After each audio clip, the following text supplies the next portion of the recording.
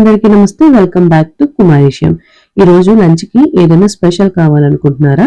ఇప్పుడు మీకోసం super tasty and healthy mini lunch plate ని రెడీ చేశాను. బీట్రూట్ క్యారెట్ ఫ్రై, మెంతికూర పప్పు, కొత్తిమీర పచ్చడి, పెరుగు, నెయ్యి, అప్పడం అంతా రెడీ. మీకు కూడా ఇలాంటిది ట్రై చేయాలనిపిస్తుందా? అయితే ఈ వీడియోని పూర్తిగా చూడండి, ఎక్కడ స్కిప్ చేయొద్దు. అలాగే మరిన్ని రెసిపీస్ కోసం మన ఛానల్ అయితే సబ్స్క్రైబ్ చేసుకోండి. ఇప్పుడు ముందుగా క్యారెట్ బీట్రూట్ ఫ్రైని ఎలా తయారు చేయాలనేది చూద్దాం రండి. ఇది పప్పులోకి కానీ రసంలోకి కానీ ఇది సైడ్ డిష్ గా పర్ఫెక్ట్ చాయిస్ అని చెప్పొచ్చు. మరి దీన్ని ఎలా తయారు చేయాలో చూసేద్దాం, వచ్చేయండి. ఇక్కడ ముందుగా నేను ఒక 4 బీట్రూట్ అయితే తీసుకుని మీడియం సైజుని వాటిని నీట్గా కట్ చేసుకుని పీల్అవుట్ చేసుకుని ఈ విధంగా అయితే రెడీ చేసుకోండి. తర్వాత ఒక బౌల్తో వాటర్ తీసుకుని వాటిని ఒక 2 to 3 minutes అయితే వాష్ చేసుకుని పక్కన అయితే పెట్టేసుకోండి. ఇప్పుడు బీట్రూట్ ని మీడియం సైజులోని చిన్న చిన్న ముక్కలుగా అయితే కట్ చేసుకోవాలి.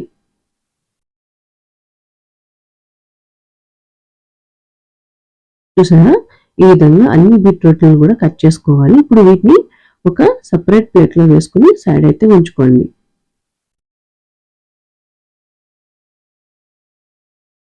తర్వాత మీడియం సైజు 6 క్యారెట్స్ ని తీసుకుని వాటిని కూడా నీట్ గా క్లీన్ చేసుకుని ఒక బౌల్తో వాటర్ తీసుకుని ఒక 2 to 3 minutes అయితే వాష్ చేసుకోండి. వాష్ చేసుకున్నాక వీటిని కూడా మీడియం సైజు చిన్న ముక్కల కింద కట్ చేసుకోవాలండి.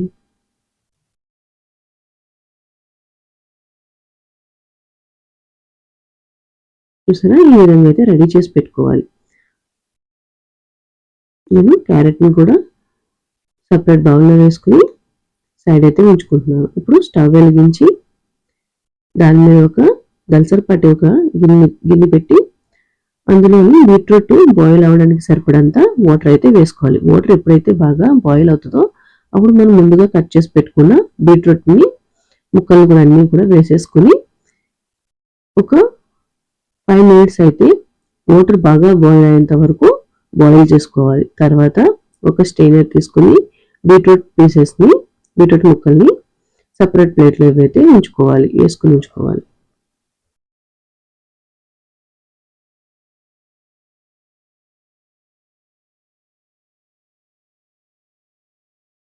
చూసారా, ఈ విధంగా అయితే ముందుగా మనం బీట్రూట్ రెడీ చేసుకోవాలి. తర్వాత ఒక బౌల్ తీసుకుని అందులోని కొంచెం వాటర్ అయితే యాడ్ చేసుకోండి. ఇందులో ఒక 4 tablespoon పచ్చిశనగపప్పును అయితే వేసుకుని ముందుగా నానబెట్టుకోండి.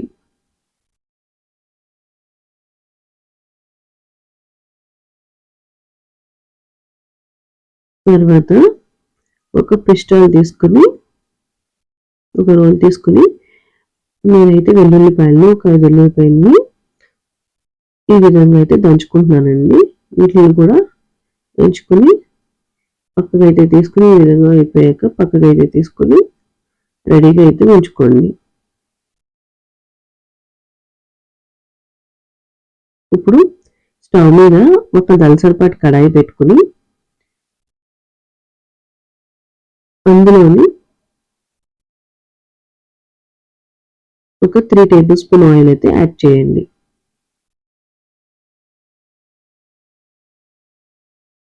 ఆయిల్ కొంచెం హీట్ అయ్యాక మనం ముందుగా నానబెట్టుకున్నాం కదండి పచ్చిశనగపప్పుని, దాన్ని అయితే వేసేసుకోండి. అది ఒక 2 to 3 minutes అయితే లో ఫ్లేమ్లోనే ఫ్రై చేసుకోవాలండి. జస్ట్ లైట్గా కలర్ చేంజ్ అయితే సరిపోతుంది. తర్వాత ఇందులోని ఒక tablespoon ఆవాలు వేసుకున్నాక కూడా దీన్ని కూడా ఒక 1 minute అలాగా ఫ్రై చేసుకోవాలి. తర్వాత మనం ముందుగా దంచుకొని పెట్టుకున్నాం కదండి వెల్లుల్లి రెబ్బలు, అవి కూడా వేసేసుకుని లైట్గా ఒక 2 minutes అయితే ఫ్రై చేయండి. తర్వాత ఇక్కడ నేను ఒక 5 ఎండుమిర్చిని తీసుకుంటున్నానండి. వాటిని కూడా ఈ విధంగా కట్ చేసుకుని వేసేసుకోండి. వేసేసుకున్నాక ఒక 2 minutes అయితే ఫ్రై చేయాలి. తర్వాత కొంచెం కరివేపాకును కూడా వేసుకుని కరివేపాకు క్రిస్పీగా అయ్యేంత వరకు ఫ్రై చేసుకోవాలి. తర్వాత ఇక్కడ నేను 1/2 టేబుల్ స్పూన్ పసుపు, అలాగే 1 టేబుల్ స్పూన్ సాల్ట్ అనేది వేసుకుంటున్నానండి. వేసుకున్నాక దీన్ని బాగా అయితే మనం మిక్స్ చేసేసుకోవాలి. అలాగే మనం ముందుగా రెడీ చేసి పెట్టుకున్నాం కదండి బాయిల్ చేసిన బీట్రూట్ని, దాన్ని కూడా వేసేసుకొని మొత్తం అంతా కలిసేలాగా ఒకసారి మొత్తాన్ని కలిపేసుకోవాలి.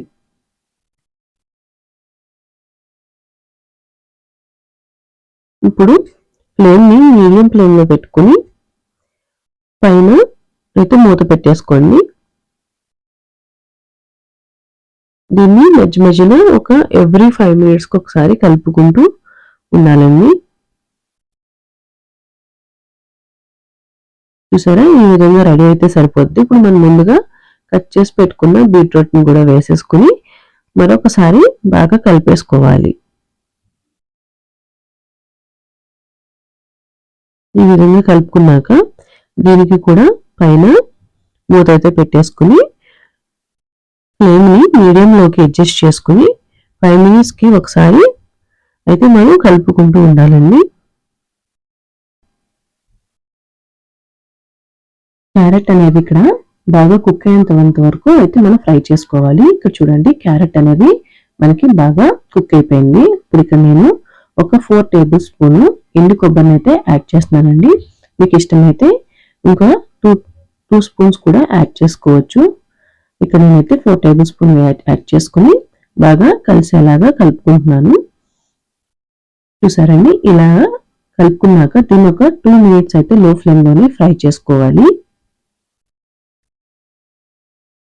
అంతేనండి, ఎంతో టేస్టీగా ఉండే బీట్రూట్ క్యారెట్ ఫ్రై అయితే రెడీ అయిపోయింది.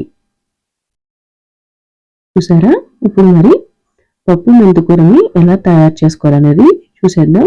ఇప్పుడు మన జనరేషన్లోని పప్పు అంటే కనుక కుక్కర్లో పెడితే ఒక 2 to 3 మినిట్స్లో అయిపోతుందని అనుకుంటున్నామండి. కానీ మా చిన్నప్పుడు మా నాన్నమ్మ వాళ్ళు పప్పు వండేవారండి. చాలా తక్కువ టైంలో ఎటువంటి కుక్కర్ కూడా యూజ్ చేయకుండా చాలా టేస్టీగా ఉండేవారు. మరి అది ఎలాగనేది చూద్దామండి. ఇప్పుడు ఇక్కడ ఒక గిన్నె పెట్టుకుని అందులోనే ఒక కప్పు అయితే కందిపప్పును అయితే వేసుకున్నానండి. వేసుకున్నాక దాన్ని లో ఫ్లేమ్లోనే లైట్ గా కలర్ అనేది చేంజ్ అయ్యేంత వరకు ఫ్రై చేసుకోండి. ఈ విధంగా ఫ్రై చేసుకోవడం వల్ల మనకి పప్పు అనేది చాలా టేస్టీగా ఉంటుంది. అలాగే పప్పు అనేది చాలా ఈజీగా కూడా డైజెస్ట్ అవుతుంది. దీన్ని ఒక 3 టైమ్స్ వాష్ చేసేసుకుని ఇప్పుడు పప్పు అనేది బాయిల్ అవ్వడానికి సరిపడేంత వాటర్ అయితే వేసేసుకోండి. అంటే పప్పు మునిగేంత వరకు వేసుకుంటే కనుక పప్పు అనేది మనకి బాగా కుక్ అవుతుంది. తర్వాత దాని మీద ఒక మూత అయితే పెట్టేసుకుని ఒక 15 మినిట్స్ దాన్ని లో ఫ్లేమ్లోనే అయితే మనం కుక్ అవ్వండి. ఇప్పుడు పప్పు అనేది కొంచెం అయితే ఉడికిపోద్దండి. ఉడికాక ఇందులో ఈ విధంగా ఉడికాక ఇప్పుడు ఒక మీడియం సైజు ఆనియన్ అయితే చిన్న ముక్కలు కింద కట్ చేసుకుని ఇకైతే వేసుకుంటున్నానండి. అలాగే ఇక్కడ నేను ఒక 2 పచ్చిమిర్చిని ఈ విధంగా కట్ చేసుకుని కూడా వేసేసుకున్నానండి. ఇప్పుడు ఇందులోని ఒక 1/2 టేబుల్ స్పూన్ పసుపును కూడా వేసుకున్నాను. అలాగే 1.5 టేబుల్ స్పూన్ సాల్ట్ని కూడా వేసుకోండి. ఇప్పుడు ఇదంతా కలిసేలాగా బాగా అయితే కలిపేసుకోండి. ఇప్పుడు ఇక్కడ నేను ఒక 2 మీడియం సైజు మెంతికూర కట్టను అయితే ముందుగా తీసుకుని ఈ విధంగా అయితే క్లీన్ చేసుకుని వాష్ చేసుకుని పెట్టుకున్నానండి. ఇక్కడ నేను మెంతికూరను అయితే యాడ్ చేసుకుంటున్నాను. ఇప్పుడు దీన్ని కూడా మొత్తం అంతా కలిసేలాగా కలిపేసుకోవాలి. ఇప్పుడు మెంతికూరలో ఉన్న వాటర్ పప్పులో ఉన్న వాటర్ సరిపోద్దండి. లేదు కావాలి అనుకుంటే కనుక కొంచెం వాటర్ అయితే యాడ్ చేసుకోవచ్చు. అయితే ఇప్పుడు దీన్ని మూత పెట్టేసుకుని ఒక 15 మినిట్స్ కానీ ఉడకనిస్తే మనకి పప్పు మెంతికూర కూడా చూసారా ఈ విధంగా అయితే ఉడికిపోయి రెడీగా అయితే ఉంటుందండి. చూసారా, పప్పు కూడా ఉడికిపోయింది. అలాగే మెంతికూర కూడా బాగా కుక్ అయిపోయింది. వాటర్ కూడా మనకి సరిపోయింది. ఇప్పుడు దీన్ని స్టవ్ ఆఫ్ చేసి పక్కన పెట్టుకుని ఇంకొక దలసరిపట్టు గిన్నె పెట్టుకుని అందులోని ఒక 2 టేబుల్ స్పూన్ ఆయిల్ అనేది యాడ్ చేసుకోవాలి. అందులో ముందుగా 1 టేబుల్ స్పూన్ ఆవాలు, 1/2 టేబుల్ స్పూన్ జీలకర్ర, అలాగే మనం ముందుగా దంచుకుని పెట్టుకున్నాం కదండి గార్లిక్ని ఈ విధంగా వేసేసుకోవాలి. తర్వాత ఎండుమిర్చిని, అలాగే కొంచెం కర్రీ లీవ్స్ని ఇక్కడ నేను ఇంగువ అయితే వేసుకుంటున్నానండి. వేసేసుకుని మొత్తం అంతా కూడా మనం ఒక 2 to 3 మినిట్స్ అయితే ఫ్రై చేసుకోవాలి. ఇప్పుడు మనం ముందుగా రెడీ చేసి పెట్టుకున్నాం కదండి పప్పును కూడా ఈ తాలింపులో వేసేసుకోవడమేనండి. అంతేనండి, పప్పు మెంతికూర అయితే రెడీ అయిపోయింది. ఈ విధంగా ఒకసారి మీరు ట్రై చేసి చూడండి. పప్పు మెంతికూర అనేది చాలా బాగుంటుంది. పప్పు మెంతికూర కదండి, ఏ పప్పు అయినా సరే ఈ విధంగా కుక్ చేసుకుంటే చాలా అంటే చాలా టేస్టీగా అయితే ఉంటుంది. ఇక్కడ ఒక ప్లేట్ తీసుకుని అందులో నేనైతే ఒక కప్ రైస్ పెట్టుకున్నానండి. తర్వాత ఇంకా బౌల్లోని మనం రెడీ చేసుకున్నాం కదండి పప్పు మెంతికూరను కూడా వేసుకుంటున్నాను. చూసారా చాలా బాగుంది కదా. అలాగే బీట్రూట్ క్యారెట్ ఫ్రైని కూడా వేరొక బౌల్లో అయితే తీసుకున్నానండి.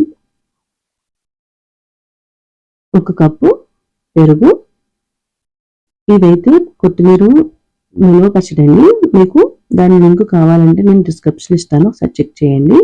అలాగే పాపాడు, నెయ్యి. అంతేనండి, మన మినీ లంచ్ ప్లేట్ అనేది రెడీ అయిపోయింది.